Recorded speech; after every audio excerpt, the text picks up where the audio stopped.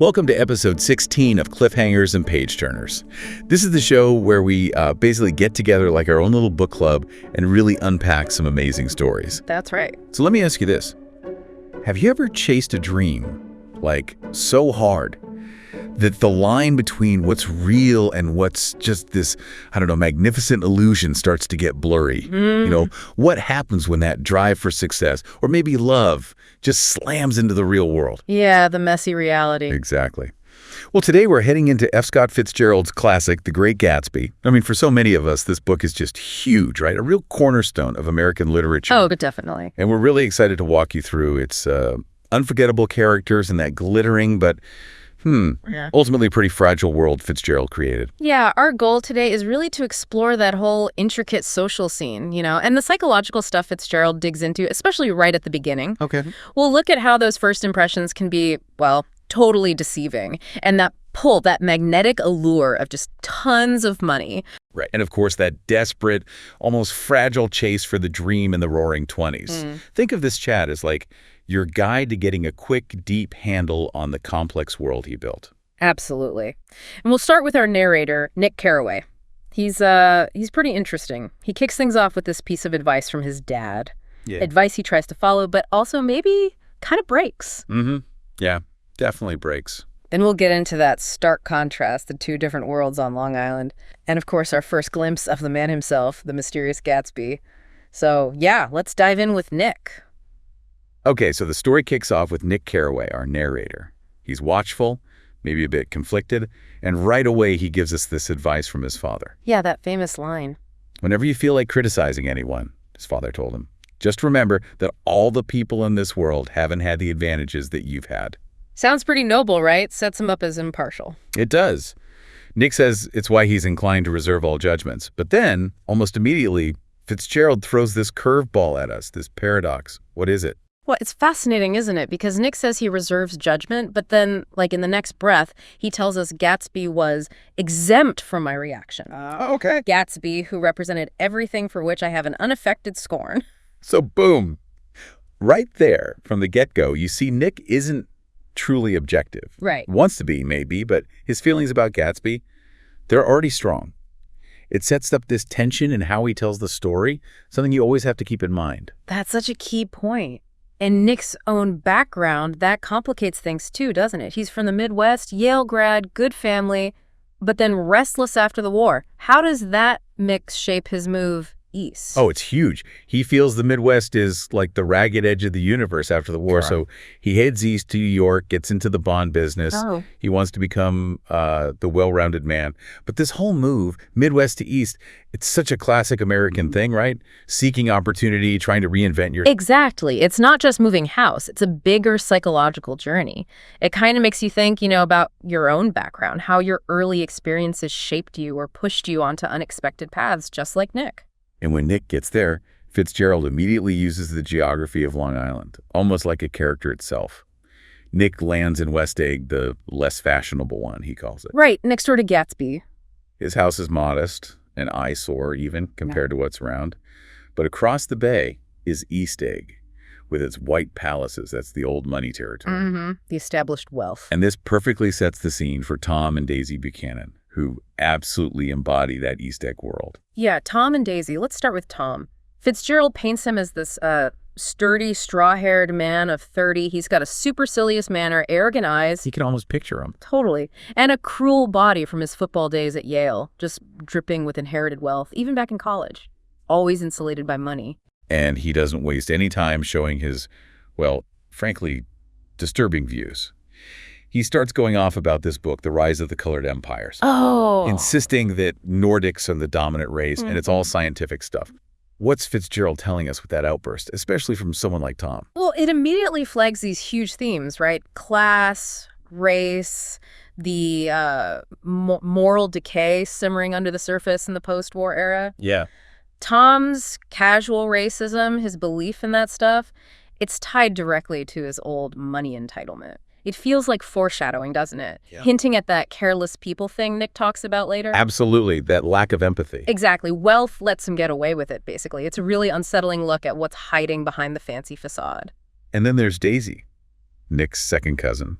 She has that voice, right? That low, thrilling voice that men apparently found difficult to forget. And the laugh, the absurd, charming little laugh. She seems so light and airy at first, but then she drops that line about her daughter. I hope she'll be a fool. That's the best thing a girl can be in this world, a beautiful little fool. Wow. It's chilling. It just stops you, doesn't it? That line it's more than just cynicism. It's like this gut punch revelation about the gilded cage she lives in. Yeah.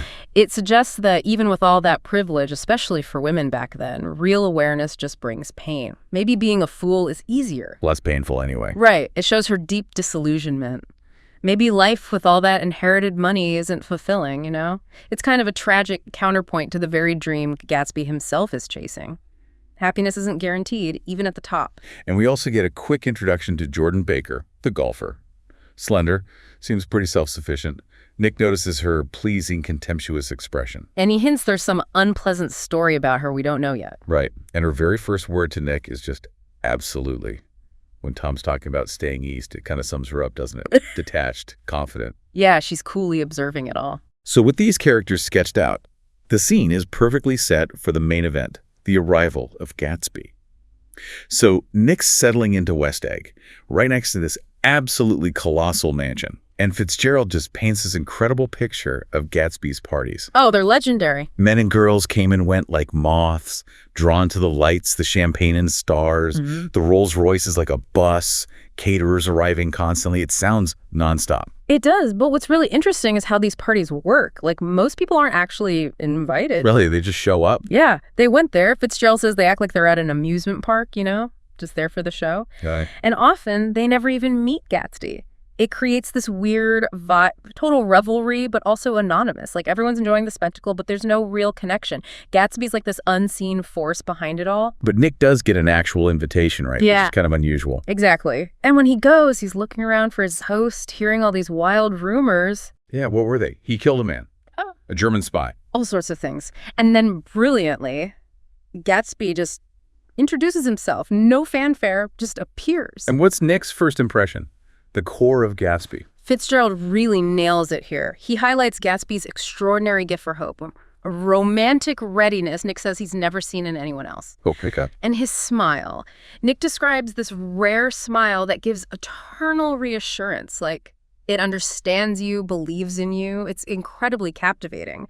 Pure optimism radiating off him. Well, it's built on something shaky, isn't it? Yeah. This whole persona. He tells Nick this story about inheriting money, going to Oxford. Oh, yeah, the whole fabrication. He's got the medal from Montenegro, the Oxford photo, props, basically. To create this glamorous but totally false backstory, it's quite the performance. It really is. But the truth, which Nick finds out later, is much more, well, humble. And maybe more impressive in a way. His real name was James Gatz. Yeah, that's right. From North Dakota. Yeah, from shiftless and unsuccessful farm people. Fitzgerald says Gatsby sprang from his platonic conception of himself, which basically means he invented J. Gatsby. He dreamed up this ideal version of himself and then just relentlessly went after becoming that person. Wow, self-invented. Totally. And his time with Dan Cody was key.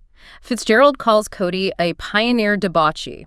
Basically a rich, wild adventurer type. Okay. Cody showed him the world of money, influenced him even why Gatsby doesn't drink. Gatsby was meant to inherit $25,000 from him, but Cody's mistress, Ella Kay, somehow got the millions instead. Oh, rough break. Yeah, but it just shows Gatsby's incredible ambition, that drive to make himself into something completely new from nothing. And all of it, the mansion, the parties, the fake history, it all comes down to one thing, doesn't it? This incredibly focused, almost crazy romantic goal. Daisy! Yeah. Waiting 5 years, buying that specific house right across the bay from her, just hoping to get her over for tea. Yeah. It's intense. And the actual reunion is just dripping with tension. Gatsby's a wreck beforehand, gets Nick's grass cut, buys way too many flowers. Literally trembling. Right. Daisy's awkward at first, but then Gatsby just starts glowing.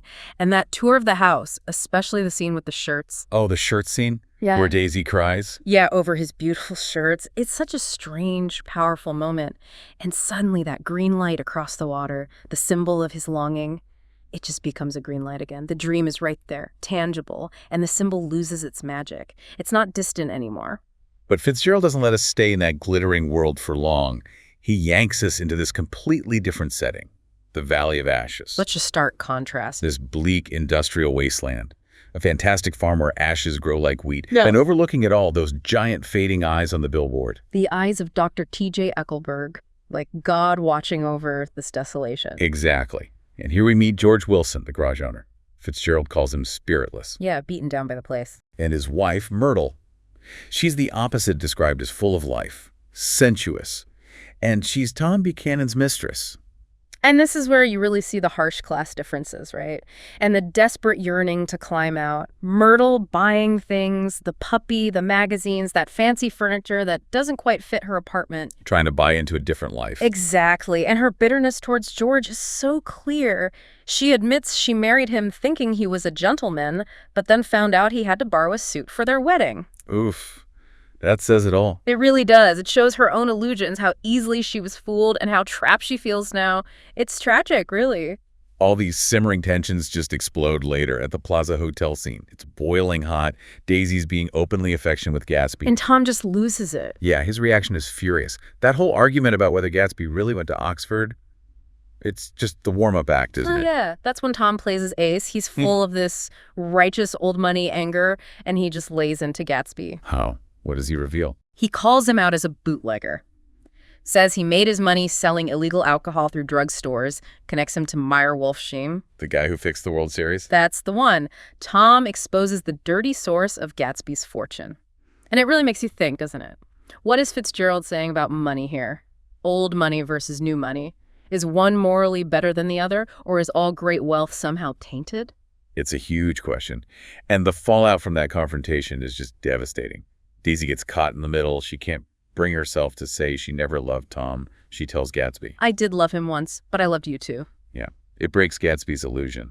And then Tom, almost strategically cruel, sends Daisy and Gatsby off together in Gatsby's car. Knowing the potential for disaster. And then the accident.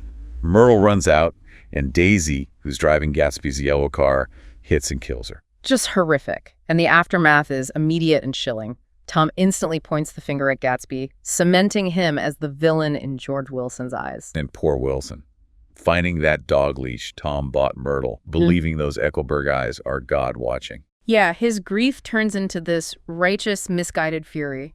He sets out to find the owner of that yellow car, to find Gatsby. It's just this terrible chain reaction of lies and carelessness leading to utter tragedy. And the ultimate tragedy, really, is Gatsby still clinging to his dream right up to the end, believing he can repeat the past. Waiting all night outside Daisy's house. Yeah, waiting for a sign from her, thinking she needs rescuing.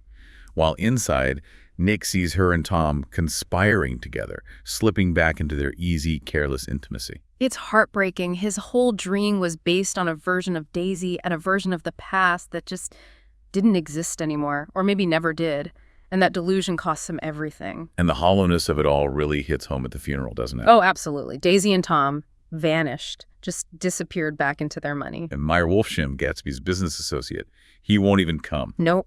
Gives that cold line, "Let us learn to show our friendship for a man when he is alive and not after he is dead."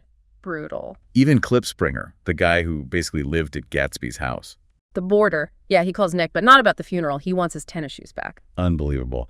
After all Gatsby did, all those parties, he dies completely alone. It's incredibly bleak. It really is a stark picture of isolation beneath all the glitz. But then his father shows up. Henry C. Gatz. Right, from Minnesota. A solemn old man, Nick calls him. And he's so proud of Jimmy. Yeah, still calls him Jimmy. And he has that old book, doesn't he? Hopalong Cassidy. Yeah. And inside, there's that handwritten schedule from Gatsby's childhood. Rise from bed, dumbbell exercises, study electricity. Practice elocution, save money, be better to parents. It's this intense plan for self-improvement. What does that schedule signify, really? Well, it's fascinating, isn't it? It shows where Gatsby came from, those humble roots, but also that incredible determination he had even as a kid, that drive. The self-made man. Blueprint. Exactly. But it contrasts so sharply with the grand, maybe empty persona he built later. It underlines the ambition, but also maybe the impossibility of what he was trying to do, erase his past, buy his way into a world that wouldn't truly accept him. It's the ghost of the life he might have lived. And Nick, as he's leaving the East, finally delivers his judgment. He sees Tom and Daisy for what they are. Careless people. Yeah. They smashed up things and creatures and then retreated back into their money or their vast carelessness and let other people clean up the mess they had made. It's such a damning indictment. It really is. But despite everything, despite his initial unaffected scorn, Nick gives Gatsby that one final, sincere compliment. They're a rotten crowd. You're worth the whole damn bunch put together. Yeah. It feels like Nick's final verdict, acknowledging the purity, maybe the naive purity, of Gatsby's dream, even if it was flawed. And that really brings us to the end, doesn't it? That final thought about Gatsby's dream and how it connects to something bigger, maybe the American experience itself. The green light. Right. Gatsby believed in the green light, the orgastic future that year by year recedes before us, and Fitzgerald's closing lines, just iconic. So we beat on, boats against the current, borne back ceaselessly into the past. It leaves you thinking, doesn't it? About our own dreams, the ones we chase. Do we really understand what they're built on? And, maybe more importantly, how do we make sure we don't become those careless people in our own pursuits, leaving damage behind us? Wow. We have definitely covered a lot today. Really peeled back the layers of The Great Gatsby, the money, the class, the love, the loss. We really hope you got some new perspectives, maybe a few aha moments about this story that just keeps resonating. Yeah, absolutely. The themes Fitzgerald explores, aspiration, who we are, that slippery idea of happiness, they still feel so relevant today. Maybe you'll look at the green lights in your own life a bit differently now. Well, thank you so much for joining us for this discussion on Cliffhangers and Page Turners. If you enjoyed digging into Gatsby with us, please do us a favor, like, comment, maybe share it with a friend, and definitely subscribe so you don't miss our future book chats. Yes, please do. And we hope you'll continue your journey of curiosity with us next time. Join us for episode 17, when we'll be diving into The Secret Life of Sunflowers by Marta Molnar. Should be fascinating. We can't wait to see you then.